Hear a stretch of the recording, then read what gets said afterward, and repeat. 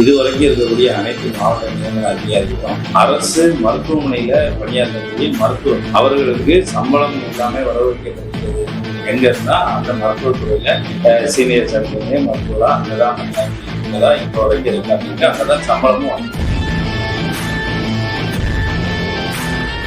நீங்க பயண போடுறீங்க, பயணப்பட்டோடனே அவங்க சைலண்டா போய் கோர்ட்லயோ இல்ல ஆட்சியர் அலுவலகத்திலேயோ போய் பயணம் கட்டிட்டு வந்துடுறாங்க. அவங்க மறுபடியும் அதை சரி செய்தாங்களா, சரி செய்யறதுக்கான ப்ரூஃப் இருக்கா, எதுவுமே வெளிப்படைத்தன்மை இல்லாமல் இருக்கு.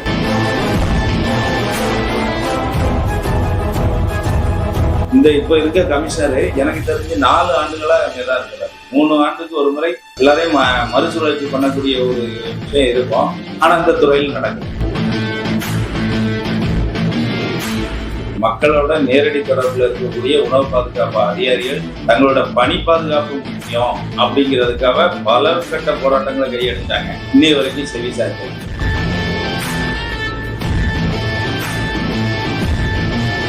நம்ம முதலமைச்சரோட செயலாளர் உணவு பாதுகாப்பு துறையோட முக்கியம் நீங்க அமைச்சர் அவர்கள் புரிஞ்சு கொள்ளணும். ஏன்னா சாமானியர்கள் சாப்பிடக்கூடிய ரொட்டியில இருந்து குடிக்கக்கூடிய தண்ணீர் வரைக்கும் சுகாதாரமாக இருந்தாதான் மருத்துவமனையில இருக்கக்கூடிய நோயாளிகளை கண்ட்ரோல் பண்ணணும். அப்ப நம்ம இங்க உணவு பாதுகாப்பு துறையை கண்ட்ரோல் பண்ணாம அதை ஒழுங்குபடுத்தாம மக்களுக்கு கிடைக்கக்கூடிய உணவுப் பொருட்கள் பாதுகாப்பானதுதான்ங்கிறத உறுதி செய்யாம இருந்தோம்னா மருத்துவமனையில அனைவரும் உட்கார வேண்டியிருக்கும். அப்போ 2 துறையும் 2 கண்கள் மதி 2 துறையும் உங்ககிட்ட தான்.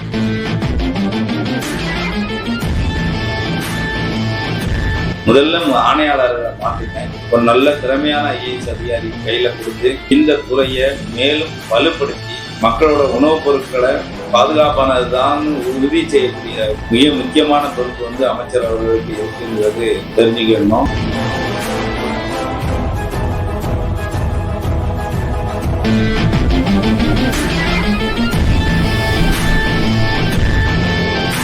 அனைவருக்கும் வணக்கம். இன்று புதிதாக அமைச்சரவையில் இடம்பெற்றிருக்கும் அனைத்து அமைச்சர் பெருமக்களுக்கும் மக்கள் செய்திகள் யூடியூப் சேனல் சார்பாக வாழ்த்துக்களை தெரிவித்துக் கொள்கிறேன். இன்று நம்ம பேச இருக்கும் துறை மருத்துவத்துறை. மருத்துவத்துறையில் புதிதாக அமைச்சராக பொறுப்பேற்றிருக்கும் அருண்ராஜ் ஐஆர்எஸ் அவர்களுக்கு வாழ்த்துக்கள். உணவு பாதுகாப்பு துறையும் சுகாதாரத்துறையோட கட்டமைப்புகளில் தான் வருது. உணவு பாதுகாப்பு துறை கடந்த 10-15 ஆண்டுகளாக தனது துறையில் இருந்த அனைத்து தொய்வு நிலைகளையும் மாற்றி அமைப்பதற்கு ஒவ்வொரு அமைச்சரவையிலும் போதிய மனுக்கள் எல்லாம் கொடுத்து ட்ரை பண்ணியிருக்கோம். இதுவரைக்கும் அந்த அமைச்சரவையில கட்டமைப்புகள் யாரு அமைச்சராக பொறுப்பேற்றாலும் அந்த அதிகாரிகள் சார்ந்த எந்த ஒரு ஒழுங்குமுறை நடவடிக்கைகளும் அவங்க இதுவரைக்கும் செய்யல.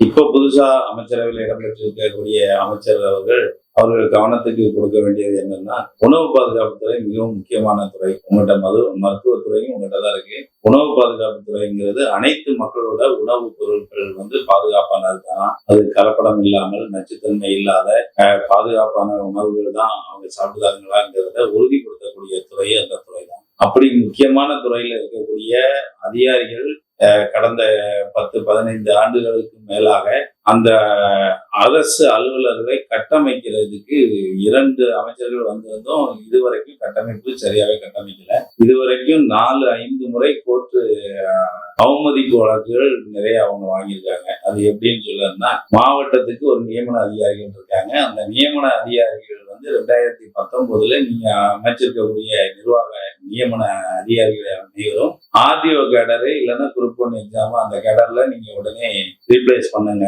அப்படின்னு சொல்லியிருந்தாங்க. ஏன் அந்த ஆர்டர் கொடுத்தாங்க அப்படின்னு சொன்னா, இதுவரைக்கும் இருக்கக்கூடிய அனைத்து மாவட்ட நியமன அதிகாரிகளும் அரசு மருத்துவமனையில பணியாற்றக்கூடிய மருத்துவர் அவர்களுக்கு சம்பளம் எல்லாமே வரவழைக்கப்படுகிறது. எங்க இருந்தா அந்த மருத்துவத்துறையில சீனியர் சர்ஜனே மருத்துவரா அங்கதான் பணியாற்றிட்டு இருக்கதா இப்போ வரைக்கும் ரெக்கார்டு இருக்கு. அங்கதான் சம்பளமும் வாங்கி. அப்ப இந்த துறையை ஒழுங்குபடுத்துவதற்காக இதற்கென்னு பிரத்யேகமா இந்த உணவுப் பொருட்கள் சார்ந்த படிப்புகள் படித்திருந்தோ இல்ல ஆர்டிஓ கேடர்ல இருக்கிறவங்களையோ நியமன அதிகாரிகளா இது பண்ண சொல்லி 2019 கோர்ட் ஆர்டர். இன்னை வரைக்கும் அவங்க அதை அமல்படுத்த கொண்டு வரவே இல்லை. ஏன் இங்க என்ன நடக்குது அப்படின்னு சொன்னா, அனைத்து நியமன அதிகாரிகளும் அமைச்சர்கிட்ட ஒரு கூட்டம் போய் உட்காந்துருக்காங்க. இப்ப நீங்க அமைச்சரா பதவி வச்சிருக்கீங்கன்னா இப்பவே 4-5 நியமன அதிகாரிகள் விட உங்களுக்காக வெயிட்டிங். விஜய் அவர்கள் முதலமைச்சரா ஆகுறதுக்கு பதவியேற்புக்கு வரும்போதே ஓகே வாங்கிட்டு யார் அமைச்சர்னு தெரியாம வந்துட்டு போய்கிட்டு இருக்கக்கூடிய நியமன அதிகாரிகள் எல்லாம் நீங்க பார்த்திருப்பீங்க. அடுத்து இன்னும் பார்ப்பீங்க. இவங்க வந்து விஜயபாஸ்கர் ஐயா இருக்கும்போது அவங்க கிட்ட ஒரு 4 நியமன அதிகாரிகள் உட்கார்ந்து இதை செயல்படுத்த விடாம தடுத்துக்கிட்டு இருந்தாங்க. அதுக்கப்புறம் ஐயா சுப்பிரமணியன் அவர்கள் வந்தாங்க. காலையில ஆனா ஒரு சில நியமன அதிகாரிகள் காலையில அட்டனன்ஸே அமைச்சரோட அலுவலகத்தில் தான் பண்ணிக்கிட்டு இருந்தாங்க. அவர்களோட பிஏ இவங்க மூலமா ஒவ்வொரு கோர்ட் ஆர்டரையும் அவங்க வச்சுக்கிட்டு அதுக்கு முறையான காரணங்கள் சொல்லாம இருந்துகிட்டு இருந்தாங்க. பல்வேறு முறைகேடுகள் இதுல நடந்தது. புதுசா உள்ள நியமன அதிகாரிகளை கொண்டு வரும்போது சர்வீஸ் ரிஜிஸ்டர் வந்து இது பண்றதுக்கும் அவங்களுக்கு பணி நியமனத்துக்கான சில விஷயங்கள் பெருவாரியான ஊழல் விஷயங்கள் நடந்தது. நீங்க விசாரணையில வந்தோடனே தெரிஞ்சுக்கிடுவீங்க. அதே மாதிரி இந்த துறைங்கிறது எவ்வளவு முக்கியமான துறை. எல்லா மக்களுமே உணவு அருந்தக்கூடிய அவங்க சாப்பிடக்கூடிய அனைத்து பொருட்களும் சுகாதாரமானது தானா, கலப்படம் இல்லாம எந்த நச்சு பொருட்களும் கலப்படம் இல்லாத பொருள் தானாங்கிறத பார்வையிட்டு அங்கீகரிச்சு அதை தடை செய்ய வேண்டிய பொருட்களை தடை செய்து உணவுகள் ஆரோக்கியமான உணவுகள் தான் சாப்பிடுதோங்கிறத பாதுகாக்க வேண்டிய துறை அலுவலர்கள் எவ்வளவு முக்கியமானவங்க. அங்க அமைச்சர்களா இருக்கிறது, சாதாரண விவசாயி மக்கள், எல்லா எளிய மக்களும் சாப்பிடக்கூடிய பொருட்கள் எப்படி இருக்கு. இந்த கடந்த நாங்க போராடிக்கிட்டு இருக்க 5 ஆண்டுகள்ல பாத்தீங்கன்னா இதுவரைக்கும் நாங்க ஒவ்வொரு செய்திகளையும் தகவல் அறியும் உரிமை சட்டத்துல கேட்டிருக்கோம். முன்னுக்கு பின் முரணானதான் பதில் வந்துகிட்டு இருக்கு.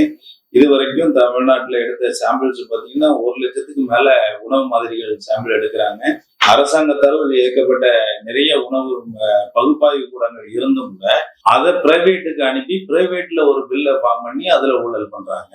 நியமன அதிகாரி இந்த பாதுகாப்பு உணவுப் பொருட்கள் வந்து லேபுக்கு அனுப்பி அங்க இருந்து நச்சுத்தன்மைன்னு வந்துட்டுன்னா அதை மக்களுக்கு விழிப்புணர்வு கொடுக்கறது இல்லை. அவங்களே ஒரு ஃபைனை போட்டு யாருக்கும் தெரியாம அடைச்சிருக்காங்க. இதெல்லாம் பாத்தீங்கன்னா தமிழ்நாட்டுல முதல்ல சேஃப்டி டிபார்ட்மெண்ட்ல இருந்து ஒரு பிரபலமான ஒரு ஸ்வீட் நிறுவனத்துக்கு மேல ஒரு கேஸ் போடுறாங்க.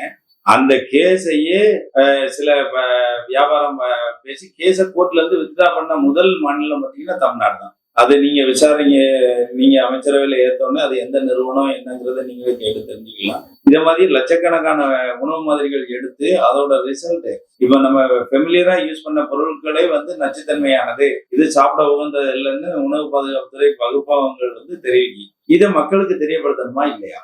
நீங்க ஃபைனை போடுறீங்க, ஃபைனை போட்டோடனே அவங்க சைலண்டா போய் கோர்ட்லயோ இல்ல ஆட்சியாளர் அலுவலகத்திலேயே போய் ஃபைனை கட்டிட்டு வந்துடுறாங்க. அவங்க மறுபடியும் அதை சரி செய்தாங்களா, சரி செய்ததற்கான ப்ரூஃப் இருக்கா, எதுவுமே வெளிப்படைத்தன்மை இல்லாமலே இருக்கு. அதுக்கு உணவு பாதுகாப்பு அதிகாரிகள்னு சுமார் 250 இருந்து 300 பேர் எல்லா மாவட்டத்திலும் வேலை செய்யறாங்க.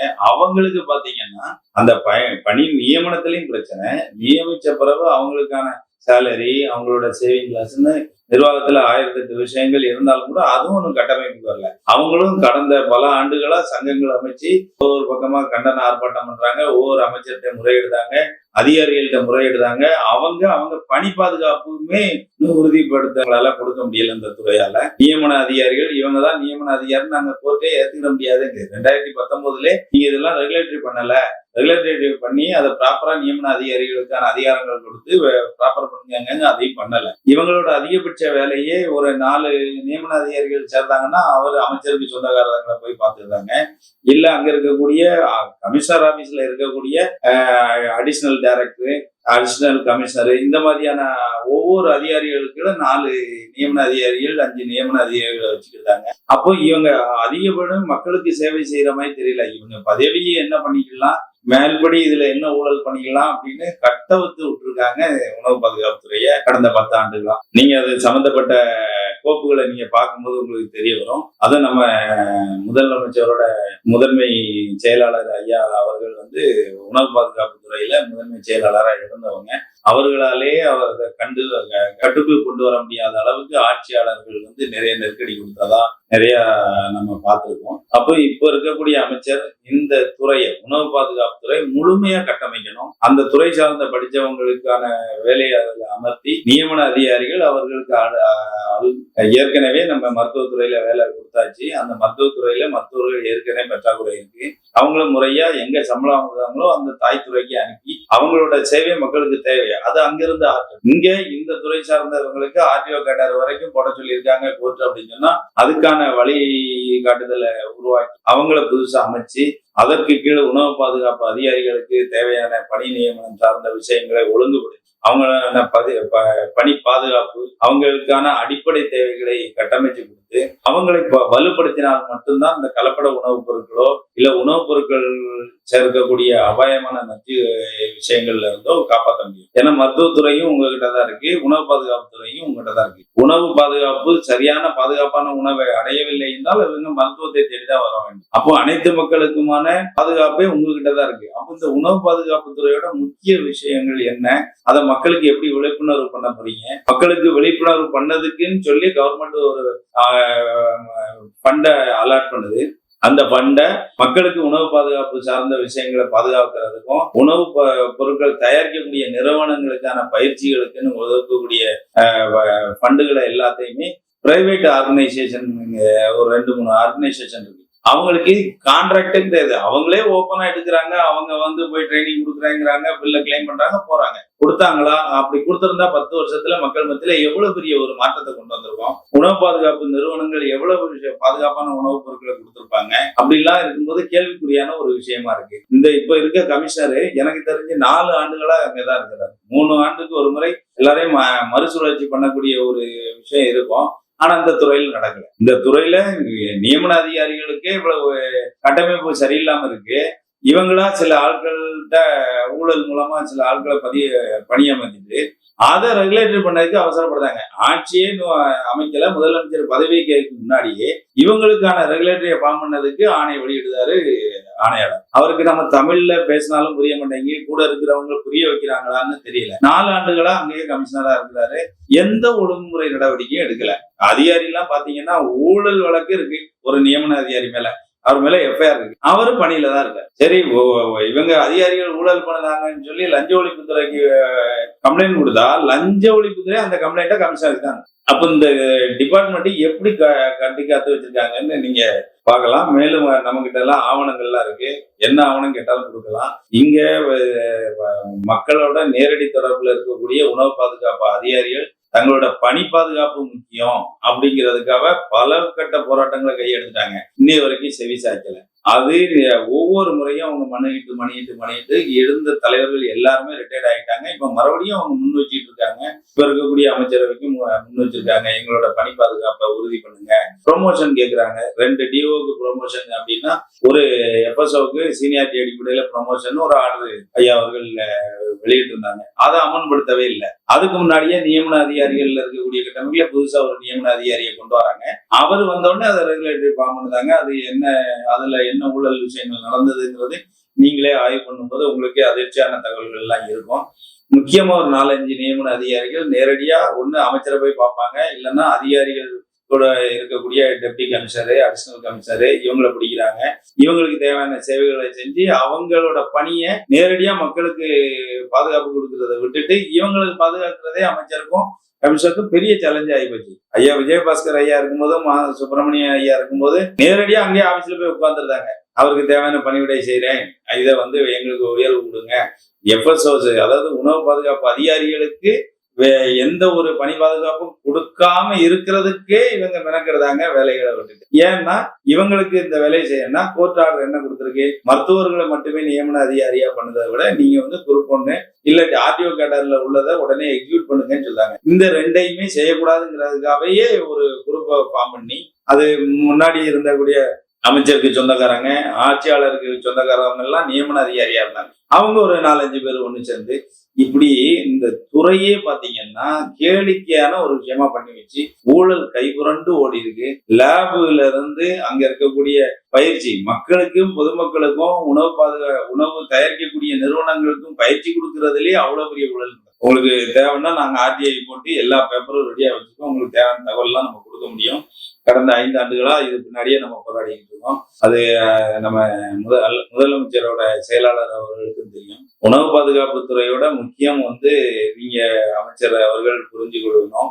ஏன்னா சாமானியர்கள் சாப்பிடக்கூடிய ரொட்டியில இருந்து குடிக்கக்கூடிய தண்ணீர் வரைக்கும் சுகாதாரமா இருந்தாதான் மருத்துவமனையில இருக்கக்கூடிய நோயாளிகளை கண்ட்ரோல் பண்ண முடியும். அப்ப நம்ம இங்க உணவு பாதுகாப்பு துறையை கண்ட்ரோல் பண்ணாம அதை ஒழுங்குபடுத்தாம மக்களுக்கு கிடைக்கக்கூடிய உணவுப் பொருட்கள் பாதுகாப்பானதுதான்ங்கிறத உறுதி செய்யாம இருந்தோம்னா மருத்துவமனையில அனைவரும் உட்கார வேண்டியிருக்கும். அப்போ இரண்டு துறையும், இரண்டு கண்கள் மதி ரெண்டு துறையும் உங்ககிட்ட தான் இருக்கு. நீங்க இதுவரைக்கும் இருந்த ஆட்சியாளர்கள் செய்த எல்லாத்தையுமே புறந்தள்ளி எல்லாத்தையும் ஒரு ஒழுங்குமுறைக்குள்ள கொண்டு வாங்க.